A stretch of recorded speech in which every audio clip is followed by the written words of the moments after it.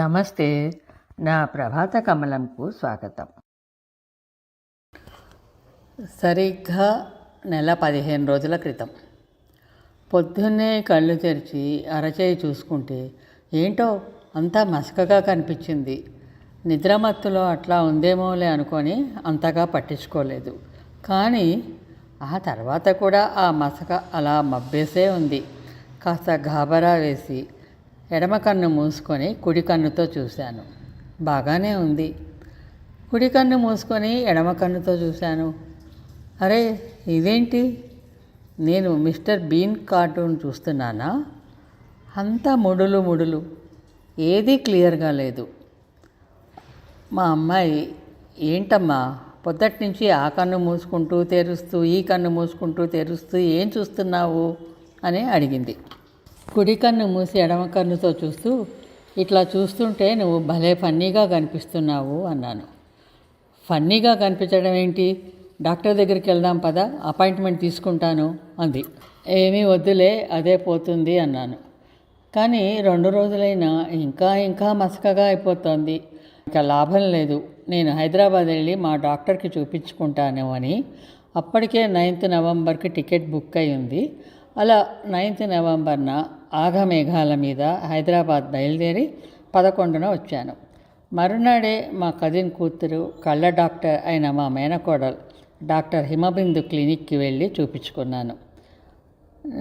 నువ్వు యూఎస్ వెళ్ళే ముందు చూసినప్పుడు బాగానే ఉంది, కానీ ఇప్పుడు ఎడమ కన్ను రెటీనాలో హోల్ పడింది, రెటీనా స్పెషలిస్ట్కి చూపిద్దాము అంది. నా గుండె ఢామ్ అంది. ఎందుకు పడింది, ఏమై ఉంటుంది అని గాబరాగా అడిగాను. కంటికి ఏదైనా కొట్టుకుందా అడిగింది. లేదన్నాను. నీకు ఈ మధ్య ఫీవర్ ఏమైనా వచ్చిందా అడిగింది. రాలేదు, కానీ 20 రోజుల నుంచి ఫీవరిష్గా ఉంది అన్నాను. బహుశా ఫీవర్ ఫీలింగ్ ఉందన్నావు కదా, అప్పుడు లోపల వైరల్ ఫీవర్లా వచ్చి ఉంటుంది, నీకు తెలియదు. కొన్నిసార్లు ఆ వైరల్ ఫీవర్తో కూడా ఇన్ఫెక్షన్ అవుతూ ఉంటుంది, అట్లా అయి ఉండొచ్చు. కానీ ఎందుకు ఎట్లా వచ్చింది అన్నది ఏమీ చెప్పలేము, ఏజ్ ఫ్యాక్టర్ కూడా అయి ఉండొచ్చు. ఇప్పుడైతే చూపించుకో అని ప్రైమ్ రెటీనా హాస్పిటల్కి పంపింది. అక్కడ స్కానింగ్ చేసి హోల్ పడిందని నిర్ధారించారు. డాక్టర్ సందీప్ టెస్ట్ చేశారు. వెంటనే సర్జరీ చేయాలన్నారు. మా బిందు కూడా చూసి ఎంత తొందరగా వీలవుతే అంత తొందరగా చేయించుకో అత్తయ్య, ఏం కాదు, నేను నీ పక్కనే ఉంటాను అని ధైర్యం చెప్పింది. మా పిల్లలకు ఫోన్ చేసి చెప్పాను. మా అబ్బాయి వెంటనే టికెట్ బుక్ చేసుకొని 15 రాత్రికి వచ్చేసాడు. 17 ఉదయం సర్జరీ ఎప్పుడు చేస్తారు, మేము ఏం ప్రిపేర్ అయ్యి రావాలి అని అడుగుదామని మేమిద్దరము ప్రైమ్ హాస్పిటల్కి వెళ్ళాం.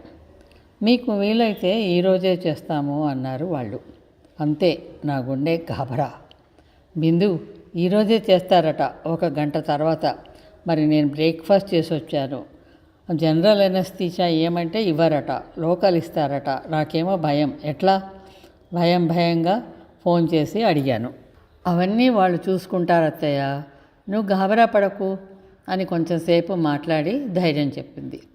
పక్కన కొడుకు, ఫోన్ కాల్ దూరంలో మేనకోడలు ఉన్నారని తలుచుకుంటే కాస్త భయం తగ్గింది. డాక్టర్ సందీప్ నవ్వు మొహం ఇంకొంచెం ధైర్యం కలిగించింది. టెస్ట్ చేస్తున్నంతసేపు నేను వేస్తున్న ప్రశ్నలకు ఓపికగా జవాబిచ్చిన డాక్టర్ సందీప్ గారి టీం డాక్టర్స్ ఓపిక ఇంకాస్త బలాన్ని ఇచ్చింది. అదేంటో రిసెప్షన్ కౌంటర్ దగ్గర, టెస్టులు చేసే దగ్గర డాక్టర్లు, ఆ హాస్పిటల్లోని స్టాఫ్ అందరూ నవ్వు మొహాలతోటే ఉన్నారు. భలే ముచ్చటేసింది అనుకోండి. అంతకు ముందు రోజే వాళ్ళు చెప్పిన బ్లడ్ టెస్టులన్నీ చేయించుకున్నాను. అన్నీ నార్మల్గానే ఉన్నాయి, కాబట్టి దాంతో కూడా సర్జరీకి అడ్డం ఏమీ కాలేదు. థియేటర్లోకి తీసుకెళ్లే ముందు ఎనస్థిస్ట్ డాక్టర్ శోభ కంటి దగ్గర ఇంజెక్షన్ ఇచ్చారు. మొదట కాస్త గుచ్చుకుంది, కానీ ఆ తర్వాత ఏం తెలియలేదు. చిన్నగా, ఎట్లా ఉందమ్మా, నొప్పిగా ఉందా అని మృదువుగా చిన్నపిల్లని అడిగినట్టు అడుగుతూ ఎనస్థీషియా ఇంజెక్షన్లు ఇచ్చింది డాక్టర్ శోభ. ఇంకా థియేటర్లోకి తీసుకెళ్లారు. టేబుల్ మీద పడుకోమన్నారు. పడుకునే ముందు జై హనుమాన్ అని పడుకున్నాను. డాక్టర్ సందీప్ వచ్చారు. మీరేం చేస్తుంటారమ్మా అని అడిగారు. ఇంకా అంతే, నేను రచయిత్రిని, కథలు రాస్తాను, నాకు 2 యూట్యూబ్ ఛానల్స్ ఉన్నాయి అంటూ చెప్తూ పోయాను. ఇంకాసేపు కాగానే ఆపరేషన్ అయిపోయింది అన్నారు. అవునా? బోలెడు ఆశ్చర్యపోయాను. నాకు తెలియలేదే అసలు ఏమాత్రం అనుకున్నాను. నాకు తెలియకుండా ఏమాత్రం ఇబ్బంది కలగకుండా ఆపరేషన్ చేసిన డాక్టర్ గారితో ఓ ఫోటో తీసుకోవాలనిపించి, ఓ ఫోటో ప్లీజ్ అని ఫోటో తీసుకున్నాను.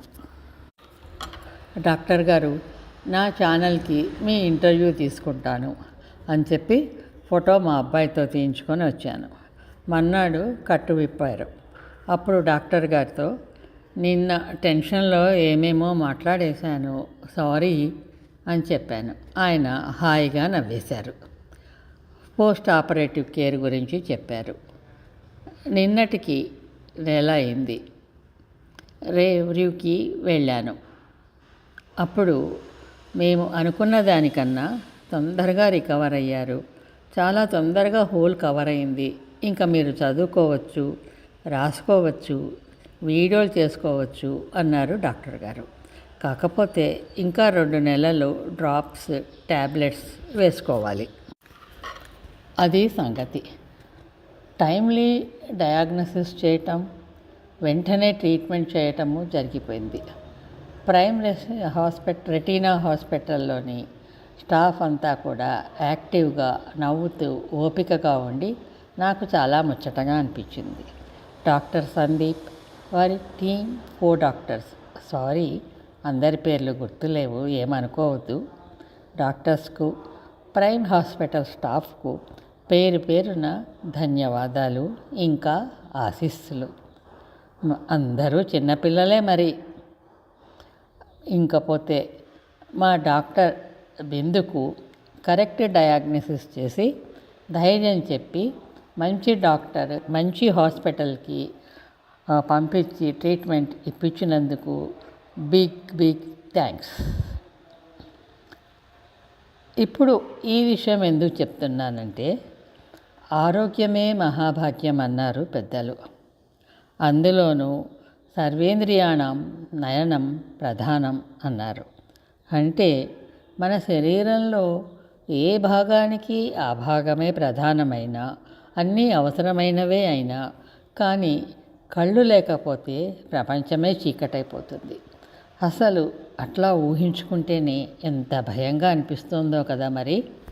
మరి ఆ కన్నుని ఎంత జాగ్రత్తగా కాపాడుకోవాలి మనం. సామాన్యంగా కళ్ళకేమైతే నొప్పి అంతగా తెలియదు. పైగా దాని మూలంగా వేరే వాటికి రియాక్ట్ అయినంతగా కంటికి కనిపిస్తోంది కదా, అంతే అనుకుంటాము. అంతేకాదండి, భయంతో కూడా ట్రీట్మెంట్కు ఆలస్యం చేస్తాము. నా అనుభవంతో నేను చెప్పేది ఏంటంటే, మన శరీరంలో ఏ చిన్న మార్పు కనిపించినా వీలైనంత తొందరగా డాక్టర్లను సంప్రదిస్తే మంచిది. అంతేకాదు, ఆ డాక్టర్ చెప్పిన జాగ్రత్తలు పాటించాలి కూడా. మనము జీవించి ఉన్నంత కాలము మన కన్ను, కాలు సరిగ్గా ఉంచుకుంటే అంతే చాలు కదా. మరి ఏమంటారు? ప్రతి గురువారం ఉదయం 11 గంటలకు మంచి కథను కబుర్లో, ప్రభాత కమలంలో మన దేవాలయాల గురించిన విశేషాలు మా ఇంకో ఛానల్ సాహితీమాలలో ప్రతి ఆదివారం ఉదయం 11 గంటలకు వినండి. సాహితీమాల లింక్ డిస్క్రిప్షన్ బాక్స్లో ఉన్నది. అది కూడా సబ్స్క్రైబ్ చేసినట్లయితే మీకు మేము పోడ్కాస్ట్ చేయగానే వస్తుంది. తప్పక సబ్స్క్రైబ్ చేస్తారు కదూ. అలాగే మీ అభిప్రాయాలను మాకు కామెంట్ బాక్స్లో షేర్ చేయండి. ధన్యవాదాలు.